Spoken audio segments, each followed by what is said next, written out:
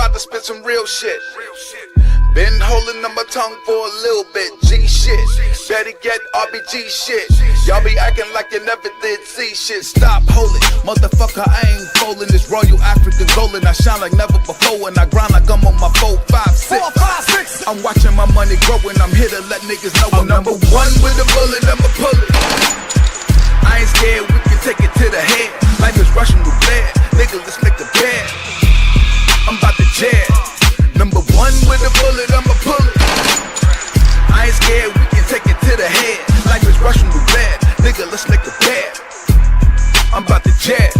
I'm number one with a bullet, that's a 4 pound. That's a large caliber hole inside of your crown. Yeah, shooting at these fake ass kings. Take a shit on the throne, we the resistance, you get overthrown. And the woman coming with me, fuckers you playing with. You outside of your league, that money won't help you, kid. You can have stacks bigger than Shaq. Oh, I'm really scared of you now, you serious, huh? Yeah, that shit sound good on the beat, but you ain't good on the streets. You insulated, I'm exposed to the heat. You need a buffer to talk to me. Spooky nigga, you got everything to lose, I got nothing but killers. If you ain't know my time is money, I'm about my business, you can take a second from me. Dollar, pound, euro, yen, dead presidents. Bitcoin, get going long as it makes sense. Stack paper, big plans, making my moves major. I put in work and I'm calling in all my favors. I bust a cap if you're thinking about getting vapors. It's for my people, I do this so we can say I'm number one with a bullet, I'ma pull it. I ain't scared, we can take it to the head. Life is Russian roulette. Nigga, let's make the bed. I'm about to jet. Number one with a bullet, I'ma pull it.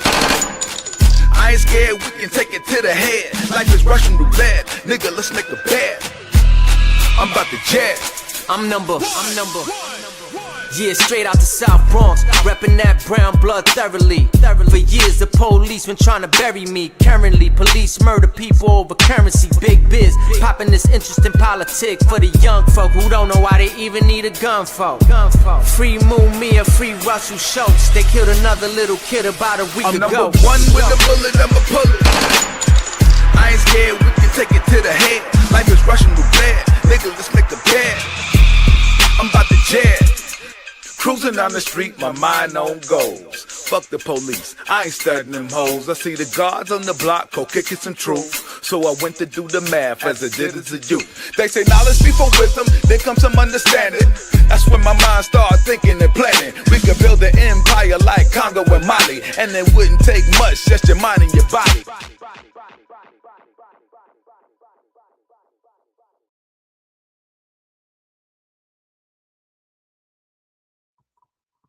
Alright, peace and Black Power family. Welcome to another episode of Do Not Radio.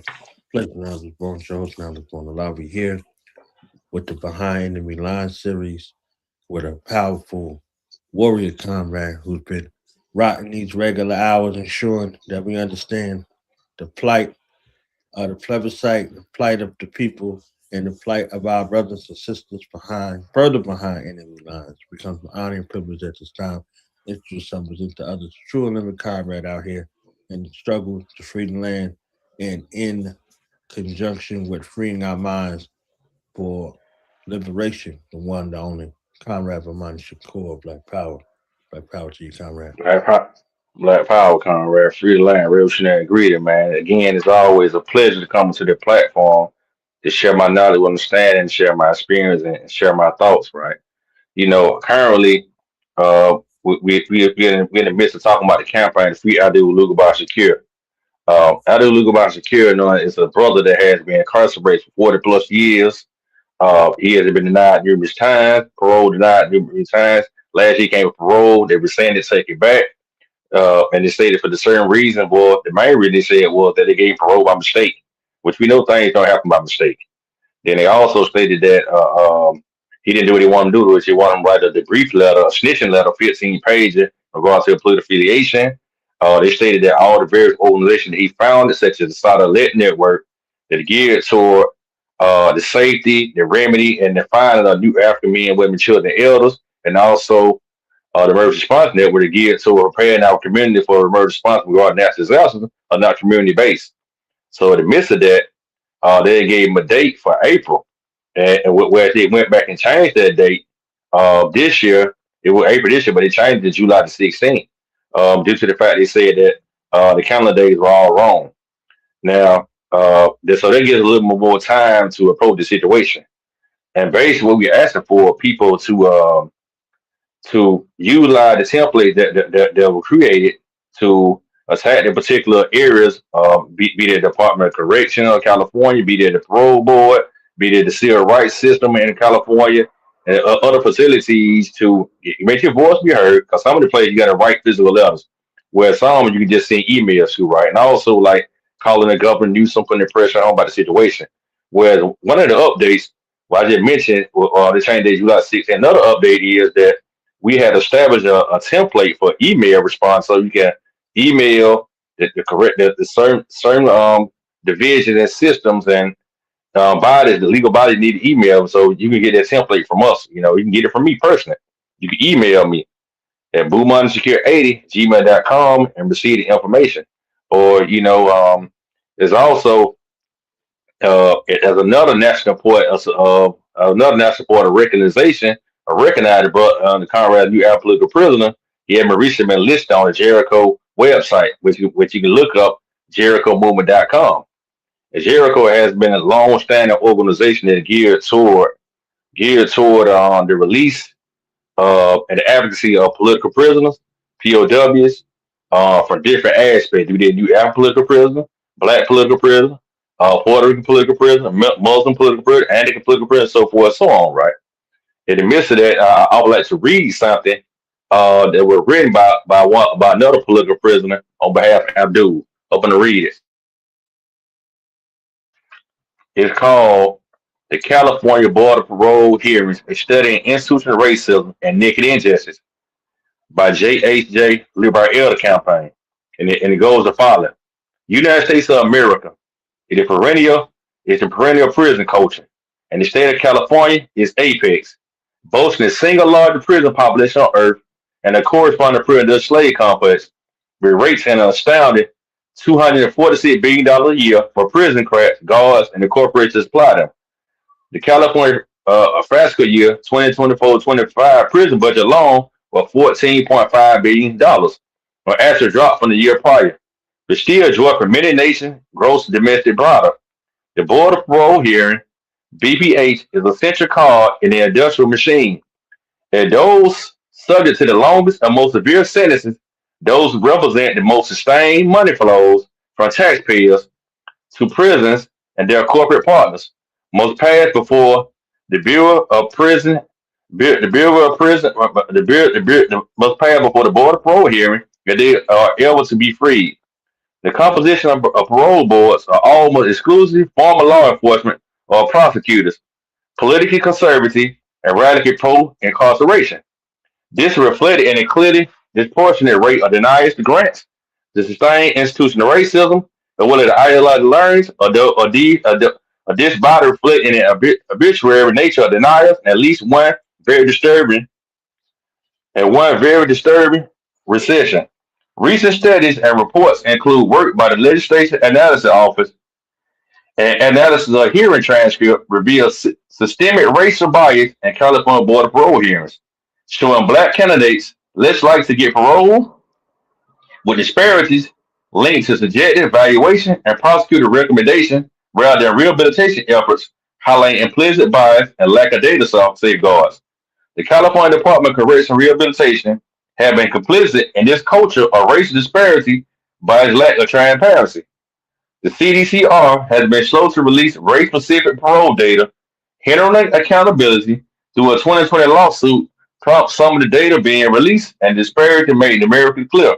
To be sure, a recent study by Uncommon Law found black inmates are almost 3 times less likely to be granted parole than white inmates with similar crimes, pointing to ingrained biases. It's no wonder this 3-to-1 racist ratio exists when viewed in the light of the totality of recent findings. Legislative Analysis Office Report 2023 found discretion and parole decisions can lead to bias, the black applicant potentially facing unconscious association with criminality, suggesting implicit bias of the fact that noted a lack of data transparency.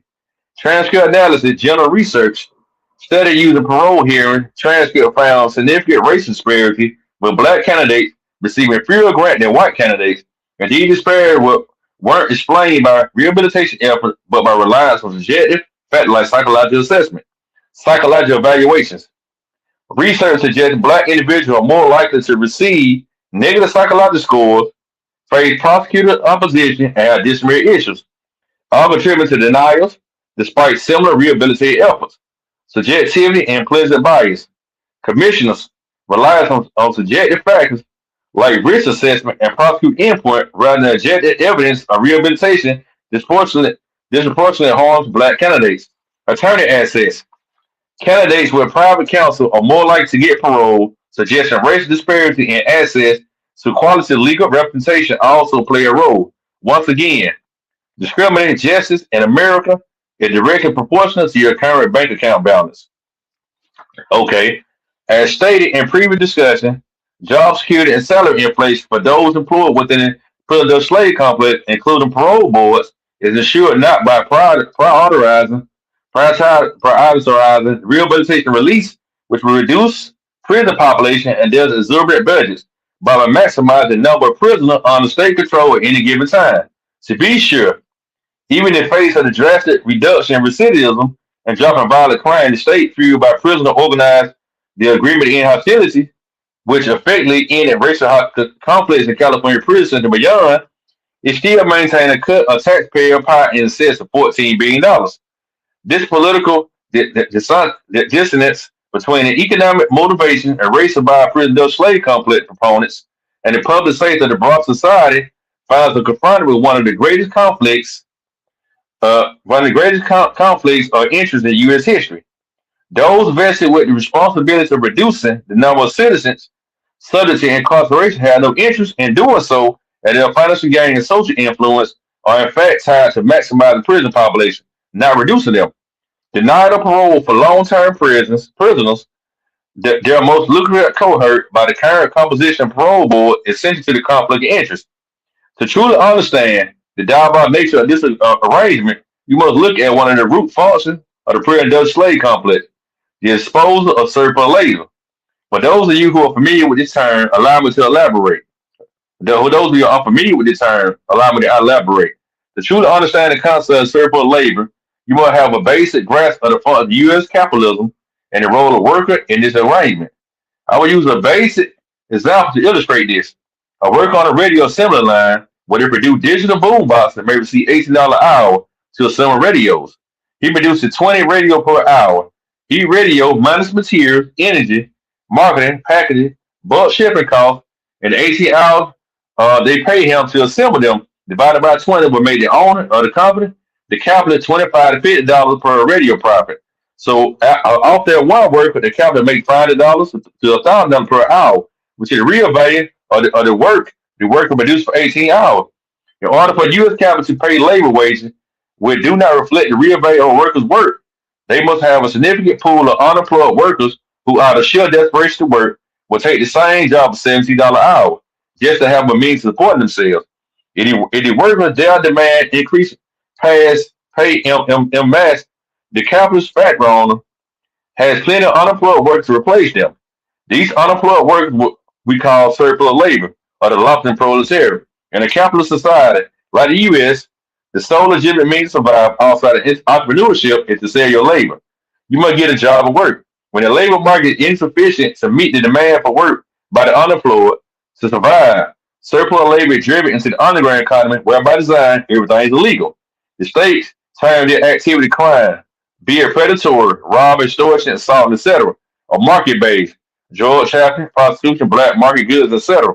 Entry into the underground economy, no matter how desperate or tentative, is the doorway to imprisonment and legal slavery in America. But the nature of U.S. capitalism is to exploit social contradiction and has always monetized human abundance since the first African slaves arrived on these shores in 1619. This process, industrializing human abundance, has been a part of the very fabric of U.S. and its laws since inception, and throughout every evolution in its development. The modern pre-industrial slave complex and its current mode of disposal for surplus labor is only its latest evolution. The practice of the Bureau of Parole and Bureau of Parole hearing and denied prisoner parole well beyond their minimum eligible parole date, a rescinded parole once granted for those who clearly pose no threat to public safety, according to their own statistical data, is due largely to the cultural imperatives of the prison slave complex to maximize the number of prisoners under control, thus maximize the amount of tax dollars under their control. Maintenance of the most lucrative class of prisoners long term and indeterminate sentence prisoners, all of which are subject to the parole board, is central to this motivation.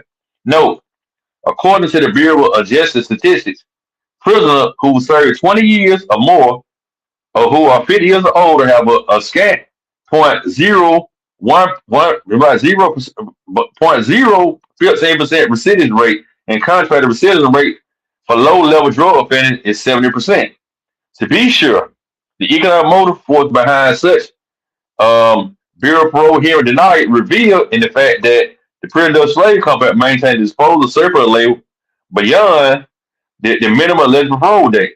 In most cases, only to the point where the health care costs for ill and elder surpass the 100,000 plus received annually to maintain incarceration.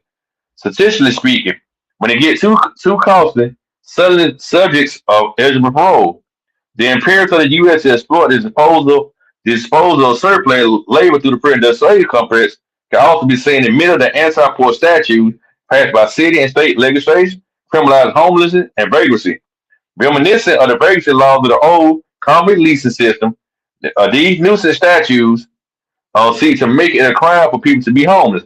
In society with millions of units of empty housing made unavailable to those without the means to pay, the solution many cities and states have turned to is destroying homeless encampments and incarcerating poor folks simply for being poor. These same warped values are embedded in the right-wing conservative social perspectives of board members, which ignore the clear evidence of rehabilitation and social service of prisoners of parole. In favor well popular in the current political climate and the lock them up perspective of prison and proponents. This is starkly apparent in three recent cases of parole denials, a recession, a new African prisoner, all three of which have been in prison for 3 to 5 decades. Louis Sonny Powell, Joe Jane Valentine, and Jane Abdul Lubashkir Harvey. In the first two cases, both Powell and Valentine, after multiple decades of imprisonment, detailed insight statements that massive community support, extensive parole plan, trigger articulation, and relapse prevention plans, and medium to low risk assessment. The Board of Parole hearing, citing Upstate Church 1030, competency information chronicles, and again, unchanged in case factors, again denied these brother parole. As researchers already determined, these arbitrary denials were rooted in district attorney diatribes about the heinous nature of unchanged case factor, relies on unsubstantial and unreliable confidential information and subjective evaluation rooted in unmistakable racist bias, and thus grossly illegal. Neither Lewis Powell or Joe Valentine, model prisoner access to any community by any measure, pose the undue threat to public safety, the sole basis for justifying a parole denial. Okay, through these cases are erroneous. Perhaps the most disturbing illustrator of the three in the case of James Harvey, aka Abdul Lubashkir. Here, after several pre-parole denials in April 2025, comprehensive hearing, a board of parole hearing panel granted Mr. Harvey parole after 44 years of continuing incarceration.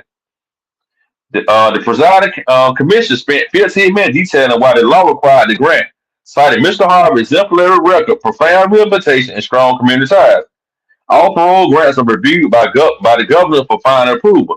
A governor may simply deny the grant, approve the grant, or take a middle path and see the grant say embark hearing of the full 12-member board of parole hearing panel to review specific points of interest in the governor review. Governor Newsom chose the third option and referred the grant to the full board and embark review limited to two issues: A, the absence of lingering criminal gang ties, and B, the sufficiency of community ties.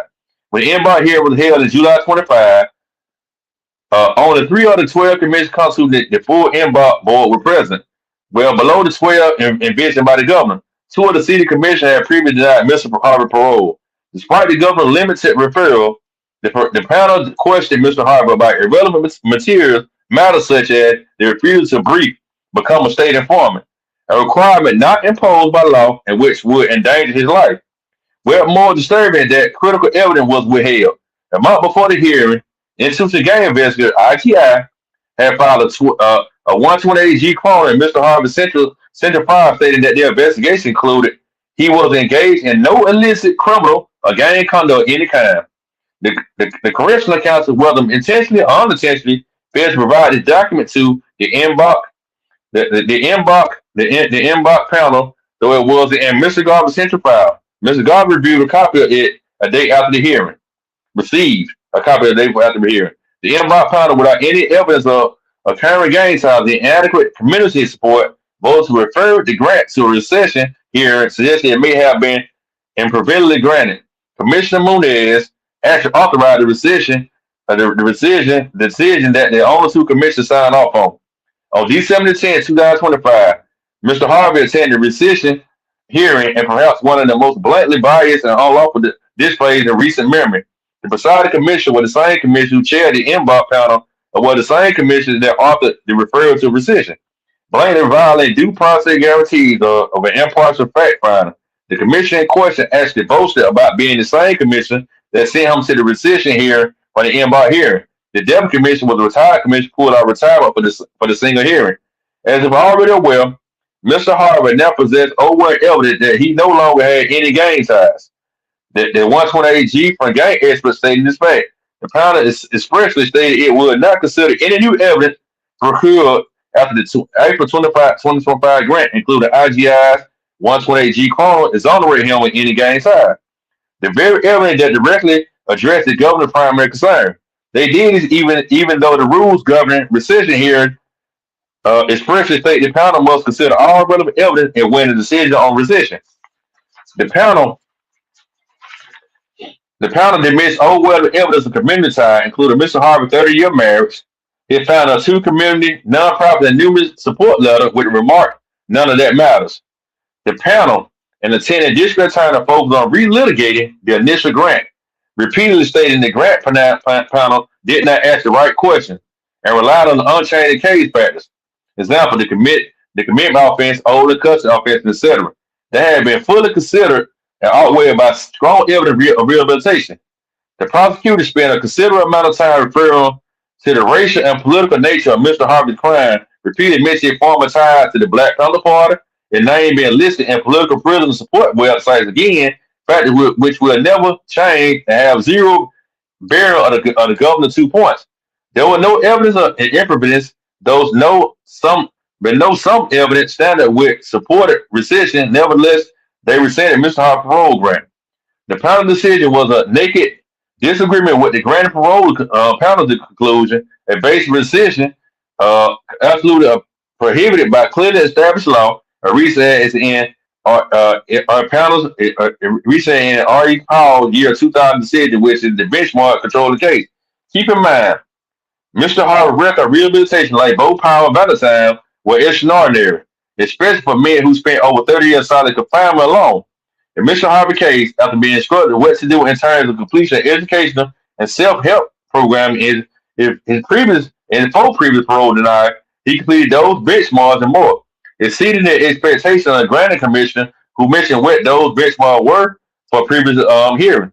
45 years of continuous imprisonment, including 32 and a half years in solitary confinement. No rules violation, reports of any kind for over 5 years. Completed Criminal Gangs Anonymous, CGA, and other self-help programming. Received laboratory requirement for teaching the CGA class for over a year after graduation.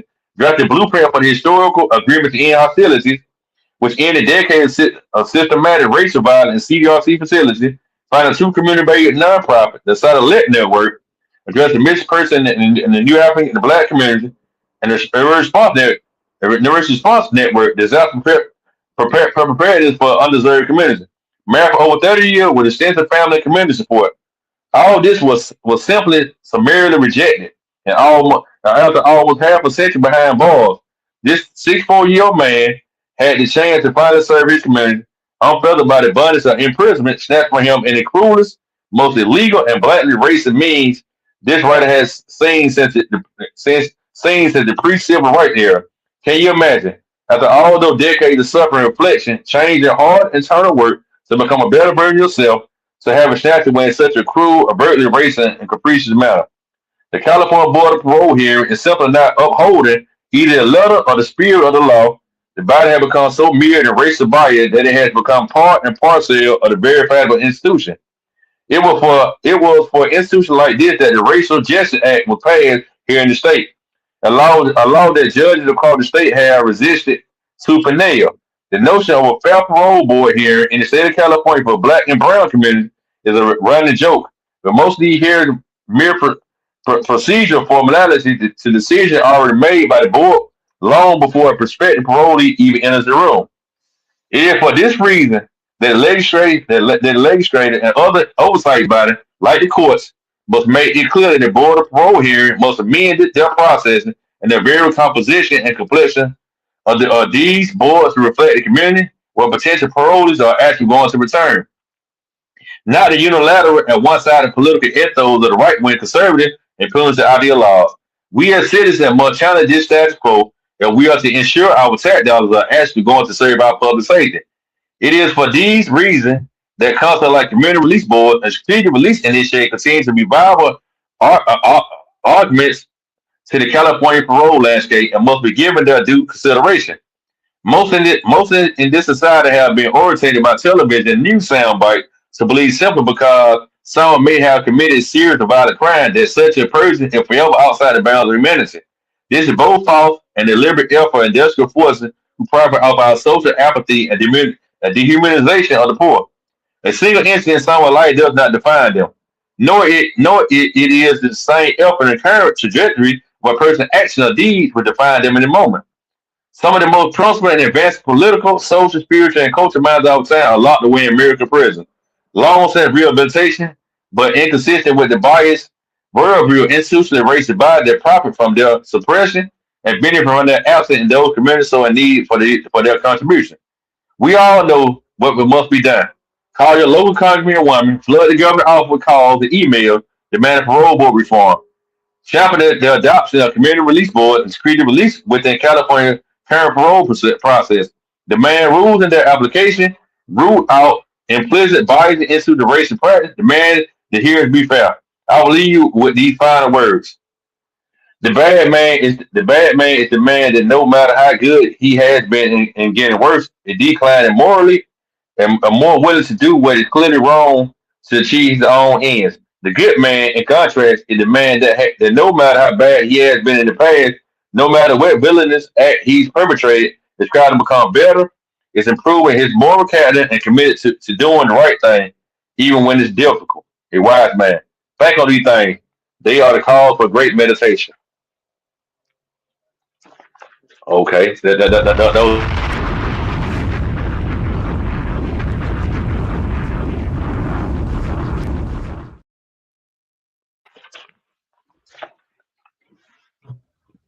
And who was that wrote the letter, brother?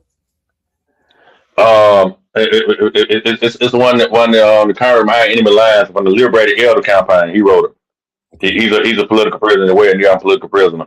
You know, you can contact me and receive it as well through email. I can send it to you also as well. I think I sent it to you already. If not, I'll send it to you again. But those are basically updates. Those are basically updates for Adu about Shakur. You know, we asked that the people use all their efforts through email, through writing letters, through calling the governor Newsom, by starting the campaign about formulating the literature, propagating the literature from the campaign. If we got to do a brochure, by learning about the Asada Lit Network, practicing attention by learning about the Emergency Response Network. You will see literature from that, and also the websites.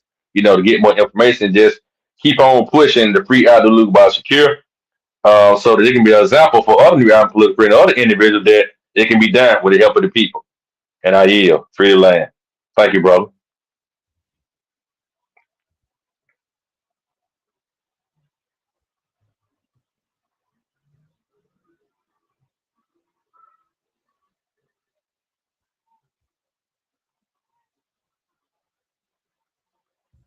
My sound went out real quick. My bad. Can you hear me, Comrade?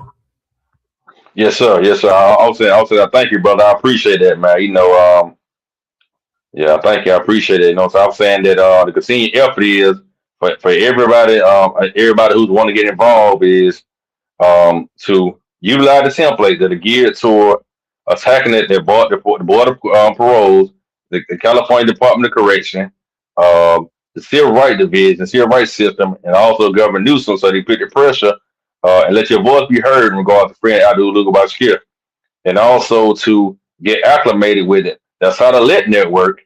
Go on the website, see what it's about, practice those tenets within your life, and also the Emergency Response Network. To show them that these are actually community based, they can support and they advocate agencies to help the community, right? And you can receive a lot of this stuff from me via email at boomonsecure80@gmail.com. And it's BOMANISHAKUR80@gmail.com for this information. I can see the templates. I can see the documentation. I can see the flyers. I can see the brochures. I can see the pamphlets. I can also see some of the works and designs of Bob Abdul Bashir Well, so you can see exactly what we've been doing over the years. Some of the things here, some of the program him established, some of the designs going established, some of the works him did over the time period. We can talk about the agreement and hostilities, a draft that he created to stop the violence in the California prison system. Georgia University, he derived from the educated people. And all these various other efforts that he devised. So he's an author, he's an educator, he's a poet, he's a community activist. He's a business owner. He did all about enemy lines. So I can spy all the information. Just contact me. And I yield. Now, thank everybody for listening. Thank everybody who want come across the broadcast. And the call to the freedom all. You hear what's up. So you hear what's up. You hear what's up. Freedom now. Peace. Free the land. Free the land. So we'll be back next month with yes, some more updates and get into it. I think we can implement some political education over here, in that regard, and then kind of get people astute in the way, because some folks don't even they might have a political prisoner in their family and not know. You know what I'm saying? You already know how it goes. That they may not have no knowledge or information or anything like that, or how to start, or this is a total campaign, as the Comrade said, free them all campaign. So free them all, the call, free them all, Comrade Siddiqui and everybody else. You understand what I'm saying? So, thank you for the, you coming through on a monthly basis now, being here and, continuing on your work. You've been at this, 20 years at least, you know what I'm saying? If not longer. No doubt. No doubt. We're going to keep on pushing till we free them all. So. No doubt. Peace. Peace. But as long as you're running around here wearing the white man's name, bragging about you one of the Jones, or one of the Browns, or one of the Smiths, or as long as you're running around here bragging about your part in this so-called American democracy, then you will always be looked down upon as a scoundrel by the white man. You never will be given recognition nor respect. You think that you a citizen? Citizens don't get harassed and worry about the police killing them. You represent the USA? Well, they try to find ways to kill your black ass every day, huh? You love the red, white, and blue? Well, I wonder how this government feel about you. You call yourself a patriot, I call it all an act. How can you love a country that never loved you back, huh? When did Uncle Sam start loving black folks? When he took away our land, our names, and all hoes. Maybe when it worked us, till our back broke. Let's jump off this slave ship and do the backstroke. But you don't wanna leave your slavery and Jim Crow. You think you know it all, but it's all that you know. Your perm and your job, fast food to go. Big screen TVs and reality shows. They either killing you fast or killing you slow. Decreasing the odds of our children to grow.